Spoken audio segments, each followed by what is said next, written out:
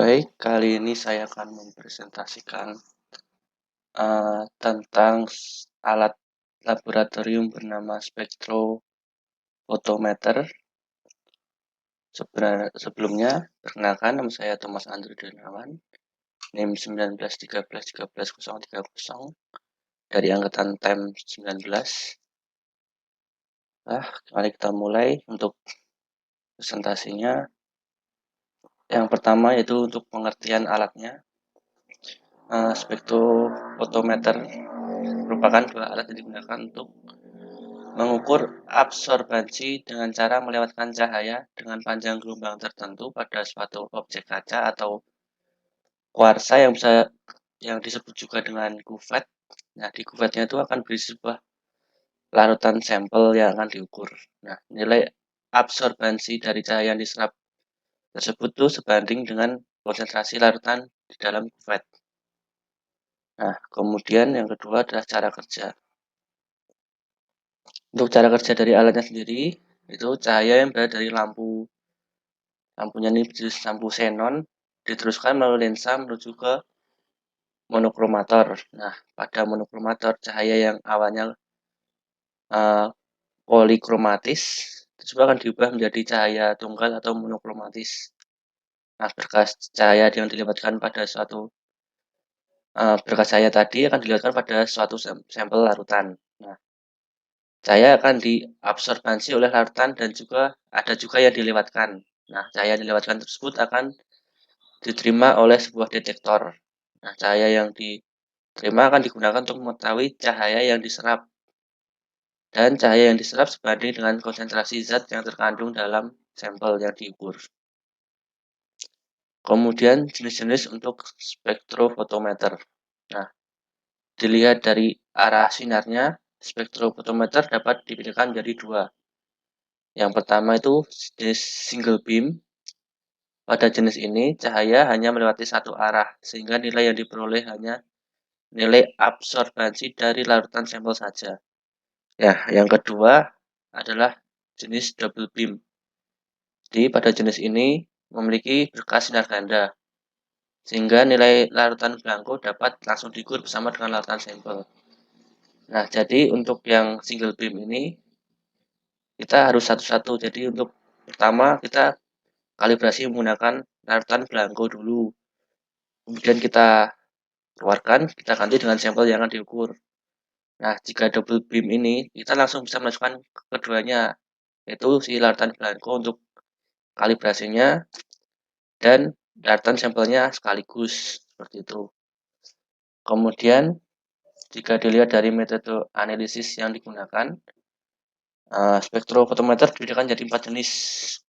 Yang saya temukan, jenis yang pertama adalah spektrofotometer jenis UV vis atau visible. Di spektrofotometer ini menggunakan dua sumber cahaya, yaitu cahaya UV dan cahaya tampak atau visible. Masing-masing cahaya berguna untuk menangkap objek dengan panjang gelombang tertentu. Nah, spektrometer jenis ini yang paling sering digunakan di pasaran, seperti ini untuk alatnya. Kemudian jenis yang kedua adalah spektrofotometer jenis inframerah. Spektrofotometer ini menggunakan sinar infrared atau inframerah dengan panjang gelombang 0,7 sampai 1000 mikrometer. Nah, spektrometer jenis ini digunakan untuk identifikasi senyawa organik karena spektrum dari alat ini yang sangat kompleks. Kemudian untuk yang ketiga adalah spektrofotometer serapan atom atau SSA. Spektrofotometer jenis ini digunakan untuk metode analisis konsentrasi unsur-unsur logam. Nah, alat ini dapat menganalisis konsentrasi dari lebih dari 62 jenis logam. Kemudian untuk jenis yang keempat adalah spektrofotometer resonansi magnetik inti atau NRM. Nah, NRM sendiri adalah singkatan dari Nuclear Magnetic Resonance. Nah, spektrofotometer jenis ini digunakan dalam metode menganalisis struktur molekular dari komponen alami dan genetik, kemurnian dari komponen, dan arah reaksi kimia. Kemudian yang keempat, kita masuk ke spesifikasi alatnya. Nah, pada presentasi ini saya menggunakan contoh untuk spesifikasi adalah merek Genway JND 6305 UV visible. Nah, untuk spesifikasinya seperti ini. Yang pertama, panjang gelombangnya itu range-nya dari 0,198 sampai 1000 nanometer dengan resolusi 1 nanometer dan akurasi plus minus 2 nanometer. Kemudian di sini untuk photometric transmittance-nya itu 0 sampai 199,9%. Kemudian untuk konsentrasinya, untuk range-nya adalah minus 300 sampai 1999. Ini adalah range untuk pengukuran konsentrasi. Kemudian untuk faktor yang dapat disimpan ini adalah 0 sampai 9999. Kemudian unit yang bisa dipakai adalah new unit, persen, ppm, mg per L, dan mg per L atau miligram per liter. Kemudian kalibrasinya menggunakan blanco dengan single standar atau faktor. Kemudian untuk yang lainnya, beam height-nya adalah 15 mm dengan jenis xenon flash lamp module. Untuk powernya, dayanya kurang dari 50 watt. Untuk size alatnya adalah 365 mm kali 272 kali 162 mm. Nah, untuk berat alatnya sendiri adalah 6 kg. Kemudian kita masuk ke penempatan dan pemasangan. Nah, untuk penempatan dan pemasangan dari alat merek Genway 6305 ini, yang pertama, unit harus ditempatkan pada permukaan yang datar dan bersih dan jauh dari sinar matahari langsung. Karena ada kemungkinan sinar matahari langsung dapat mengganggu pengukuran yang dilakukan. Nah, alat juga harus ditempatkan pada ruangan dengan suhu yang stabil. Ketiga, unit harus ditempatkan pada tempat dengan jarak maksimal 1,5 meter dari sumber listrik dengan grounding yang baik. 4. Unit dirancang untuk beroperasi pada input 115 volt AC hingga 230 volt AC pada 50 hingga 60 Hz. Nah, tegangan input yang dari 115 sampai 230 tadi dapat disesuaikan dengan cara melepas fuse pada bagian power in, kemudian lepas sikringnya, kemudian putar bagian penahan sikring yang berwarna abu-abu hingga tegangan sesuai dengan yang diharapkan. Nah, kemudian untuk yang keenam, sambungan kabel tipe IEC ke soket power in pada alat dan sambungkan ke sumber listrik. Ketujuh, hidupkan alat dan jangan buka pintu ruang sampel saat proses inisialisasi. Kemudian yang keenam adalah pengoperasian alat. Untuk pengoperasian alat, yang pertama adalah pengukuran photometric, yaitu ada dua mode. Yang pertama adalah mode pengukuran transmisi. Nah, untuk mode ini yang pertama kita lakukan adalah memilih mode dengan menggunakan panah kanan dan kiri, kemudian pilih persente pada menu. Jadi kita pencet arah kanan kiri sampai ke persente. Kemudian yang kedua, atur panjang gelombang menggunakan panah atas dan bawah. Ketiga, masukkan larutan blanco atau larutan yang jernih ke dalam sampel untuk kalibrasinya. Kemudian tekan tombol kalibrasi untuk melakukan kalibrasi transmisi 0%. Kemudian diikuti kalibrasi 100%. Kemudian yang keempat adalah ganti larutan blanco dengan larutan sampel. Nah, setelah itu lakukan pengukuran dan hasil transmisi akan tampil di layar. Kemudian yang kemudian adalah mode pengukuran, maksudnya adalah mode pengukuran absorbansi. Di sini saya tulis. Yang pertama, pilih mode absorbansi dengan panah kanan dan kiri dan pilih ABS pada menu. Jadi kita gerakkan dengan ke arah kiri sampai ke ABS. Kemudian yang kedua, atur panjang gelombang yang digunakan dengan panah atas dan bawah. Dan sama seperti tadi, masukkan larutan belangkonya ke dalam ruang sampel. Kemudian tekan tombol kalibrasi atau kal untuk melakukan kalibrasi transmisi. Kemudian melakukan kalibrasi transmisi 0%, diikuti dengan kalibrasi absorbansinya 0,00. Yang terakhir adalah ganti larutan belangko dengan larutan sampel yang akan diukur. Kemudian lakukan pengukuran hasil absorbansi dan akan tertampil di layar. Kemudian adalah untuk pengukuran konsentrasi. Yang pertama, tadi kita menggunakan panah kanan dan kiri. Kemudian dan pilih pada pilihan CONC ini pada menu. Kemudian yang kedua, pilih panjang gelombang yang akan digunakan dengan panah atas dan bawah. Kemudian yang ketiga, pilih unit yang akan dipakai dengan panah kanan dan kiri. Kemudian pilih pada unit pada menunya. Keempat, gunakan panah atas dan bawah untuk memilih unit yang akan digunakan, yaitu bisa ppm, mg per L, g per L, m, atau unit kosong. Kemudian tekan tombol return atau kal untuk menyimpan unit dan kembali ke mode pengukuran konsentrasi yang tadi. Nah, yang terakhir, pengukuran konsentrasi dapat dikalibrasi berdasarkan standar konsentrasi yang diketahui atau menggunakan faktor yang sudah diketahui. Nah, kemudian jika kita menggunakan kalibrasi konsentrasi dengan standar yang diketahui, yang harus dilakukan adalah kita pilih dulu panjang gelombang yang sama dengan yang akan diukur pada sampel. Kemudian masukkan larutan yang menjadi standar konsentrasi tadi.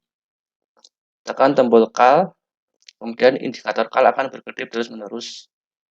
Kemudian gunakan panah untuk mengubah konsentrasi sesuai dengan konsentrasi standar. Nah, kemudian nomor kelima, tekan kal atau return untuk mengkalibrasi alat ke konsentrasi standar. Keenam, jika faktor di luar jangkauan alat, maka alat akan menampilkan error selama 2 detik. Yang ketujuh, pilih mode XF untuk melihat faktor yang sudah diketahui dari standar tadi. Kemudian yang kedelapan, setelah kalibrasi dilakukan, sampel akan diukur dan hasil akan tertampil di layar. Kemudian jika kita mau kalibrasi konsentrasi dengan faktor yang sudah diketahui, kita langsung saja menuju ke menu XF tadi, kemudian masukkan faktor yang sudah diketahui itu, kemudian langsung tekan tombol return atau kal untuk menyimpan dan kembali ke pengukuran konsentrasi. Masukkan sampel dan hasil pengukuran konsentrasi akan tertampil pada layar. Kemudian yang tujuh adalah pemeliharaan. Untuk pemeliharaan alat, yang pertama, sebelum digunakan, panaskan alat dulu selama 15-20 menit. Kemudian yang kedua, membersihkan permukaan luar dari debu. Ketiga, saat sampel tidak sengaja tertumpah, segera lakukan pembersihan. 4. Saat memasukkan cover, pastikan cover dalam kondisi kering. 5. Lakukan kalibrasi panjang gelombang dan absorban secara teratur. 6. Penggantian sumber cahaya xenon secara rutin. Nah, jadi untuk lampu ini biasanya ada masa hidupnya, jadi harus dicek apakah sudah mau, jangan sampai mati seperti itu. Kemudian untuk prosedur penggantian lampu xenon pada Genway 6305. Yang pertama, sebelum mengganti lampu, pastikan alat dalam keadaan mati dan tidak terhubung dengan sumber listrik. Yang kedua, buka tutup penutup lampu pada bagian bawah alat. Pembukaan ini harus hati-hati agar kabel pita yang di sana tidak tegang dan putus. Yang ketiga, lepaskan skrup dari penahan lampu xenon dan lepaskan kabel konektornya. Keempat, ganti lampu xenon dengan yang baru dan hubungan konektor lampu. Kemudian tutup kembali, hidupkan alat dan pastikan lampu menyala. Untuk penggantian lampu, pastikan menggunakan lampu yang asli karena walaupun bentuknya mirip, tapi bisa saja jumlah filamen yang digunakan pada lampu yang tidak asli berbeda sehingga dapat mempengaruhi panjang gelombang. Kemudian yang kedelapan adalah perbaikan dan analisis teknis. Yang pertama adalah untuk kode error ERR1. Nama errornya adalah dark call error. Penyebabnya adalah penutupan ruang sampel yang kurang rapat sehingga ada sedikit cahaya yang masuk sehingga mengakibatkan error tersebut. Untuk solusinya tinggal pastikan penutup ruang sampel tertutup dengan rapat. Yang kemudian ERR2 atau light call error ini biasanya digunakan terjadi karena tidak cukupnya cahaya yang digunakan untuk kalibrasi 100%. Kemungkinan karena cahaya yang dipilih pada panjang gelombang itu semuanya terserap oleh sampel. Ini juga mungkin dapat disebabkan karena lampu yang rusak atau mati. Untuk solusinya, kita coba ubah panjang gelombang cahayanya. Yang kedua, periksa lampu apakah lampu masih hidup atau tidak. Kemudian ERR3 yaitu concentration calibration error. Faktor ini dikarenakan karena standar yang kita kalibrasi di luar batas dari alat, seperti yang sudah dijelaskan tadi di kalibrasi. Untuk solusinya adalah ganti menggunakan standar yang lebih rendah atau yang dapat dalam batas si alatnya. Kemudian ERR5 atau lamp failure. Penyebabnya adalah lampu rusak atau mati, atau mungkin juga bisa dikarenakan unit dimatikan saat kalibrasi. Nah, untuk solusinya adalah periksa lampu. Kemudian kode error ERR6 dengan nama error power on shelf dash error. Nah, untuk ERR6 ini biasanya adalah ruang sampelnya tidak ditutup sama sekali. Untuk solusinya adalah tutup ruang sampel dengan rapat dan benar. Untuk ERR7 atau power on shelf dash error juga ini disebabkan alat tidak dapat mendeteksi dari sensor posisi referensi si monokromatornya. Untuk kerusakan ini ada baiknya untuk menghubungi distributor alat. Kemudian yang ke-9 adalah perbandingan harga antar merek. Nah, untuk perbandingan harganya yang pertama ada dengan merek MeterTech. Ini ada jenis UV visible spektrofotometer main unit. Harganya 91.455. Kemudian yang kedua adalah dengan merek EMC Lab Single Beam. Ini juga UV visible dengan harga 75 juta. Untuk merek Trade Technologies ini juga UV visible. Ini cukup murah dengan harga 24 juta. Yang terakhir adalah Genway 6305 yang kita gunakan sebagai contoh tadi. Ini juga UV visible dengan harga 54.800.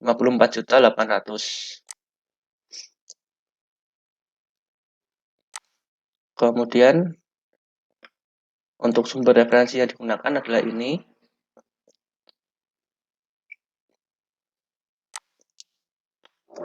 Mungkin sekian untuk presentasi dari saya. Ada kurangnya saya mohon maaf. Semoga presentasi ini dapat bermanfaat. Terima kasih.